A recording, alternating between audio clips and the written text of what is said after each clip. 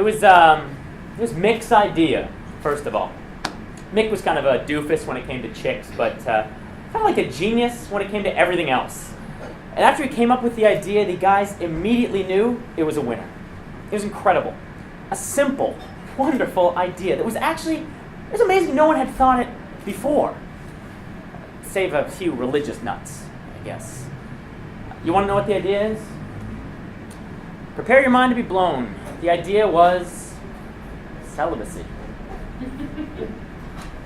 Yeah, okay, I know it doesn't sound like a shit-hot plan when I say it like that, but think about it. The idea wasn't, of course, just celibacy. That was the cornerstone of it, right? That was the ground zero. That was the bedrock. But what Nick said to persuade the guys was truly genius. Here's the thing, guys. We're intelligent men, right? We're all at an Ivy League college. We have sky-high GPAs, genius-level IQ, scholarships up the wazoo. And yet, class by class, chicks are beating the shit out of us. Why? Because they don't spend half their time chasing ass and the other half the time beating their meat. Chicks have it made, man. Chicks have it made. Whenever they want to get laid, they just whistle. Whenever they want to study, they got nothing distracting them.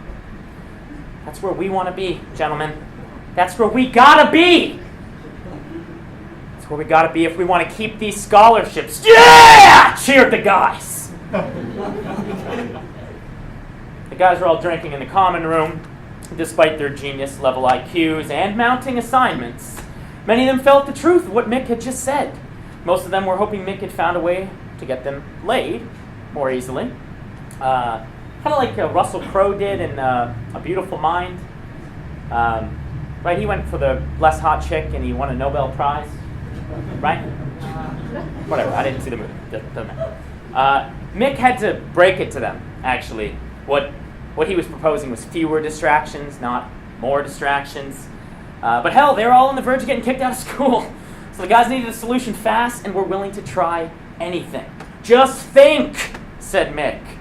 Stars of hope and passion glimmering in his eyes. How much work we could get done if we weren't constantly hunting pussy. Guys, think. Carlton, you could finish that laser project you've been working on. Jimmy, Hebrew, at last. Learn it. Vic, you could write that study on Whitman. Oh.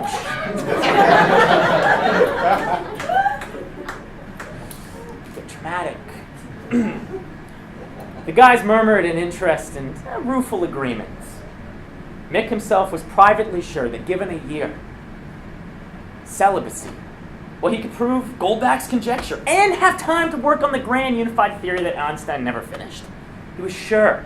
All he needed was a little self-control, some moral support from his friends.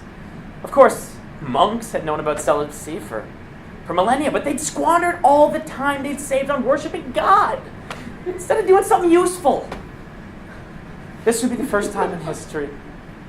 This would be the first time in history that a man would be able to reach his full productive potential, unswayed by hot asses, incredible racks, cute noses. Sorry.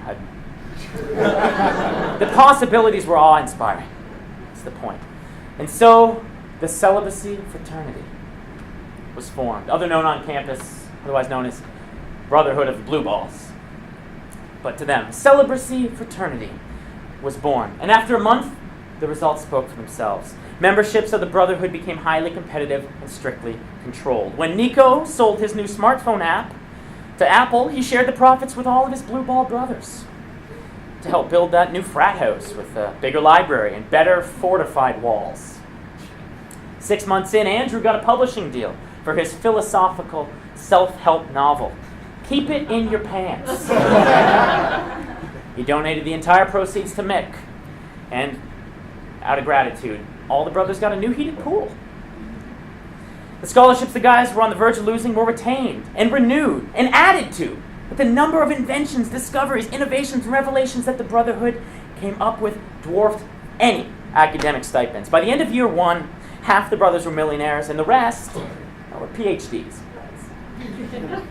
Theirs was the single most focused intellectual environment in the Western world, and inevitably, the girls wanted in. It was Mick's twin sister, Emmylou, who was the first serious person to try to emulate the Brotherhood's astonishing success in an all-female environment. Single-sex dorms, houses, even whole universities had tried in past to concentrate their students' minds on their studies, but they'd never addressed the root of the problem. Right? And in order to truly free your mind for higher things, celibacy can't be forced upon people, imposed, but it must be voluntarily embraced. The problem with Emmylou's female cohorts, she realized, was not so much that they devoted all their time and ingenuity to trying to get laid, but no, the girls, they were all about frittering their minds and emotional energy on thinking about guys. Yeah, guys who might not like them, maybe they do like them. Guys that may or may not call them. Guys they flirted with or maybe ignored them. Basically, anything any guy did in their life, they obsessed over, endlessly analyzing it, dissecting it, worrying about it to the point of actual insanity. She explained this to her brother via the grill in his door that you would pass things to him through. Mick, moved by her plight and the plight of women in general, gave his blessing and a general startup donation to start a sibling establishment, a sorority called Sisterhood of the Crossed Legs. To be run, of course, by Emmylou. It's only been a few months now, but already the sisters, well, they've cracked Linear A and decoded the Rongo script from Easter Island. Emmylou, whose gift for engineering rivals, Emmylou, whose gift for engineering rivals her brothers for mathematics, has nearly perfected her hydrogen engine. And so, Crossed Legs Genetech Limited has created 4 new breeds of disease-resistant cereals. And they put the patents out in the public domain. Mick and Emmylou even claimed that if the Sisterhood and Brotherhood put their heads together and nothing else, a cure for cancer could be on the horizon, shortly followed by the secret of immortality. The Dow Jones doesn't seem to think it's funny. Perhaps the only people unhappy about this are Mick and Emmylou's parents.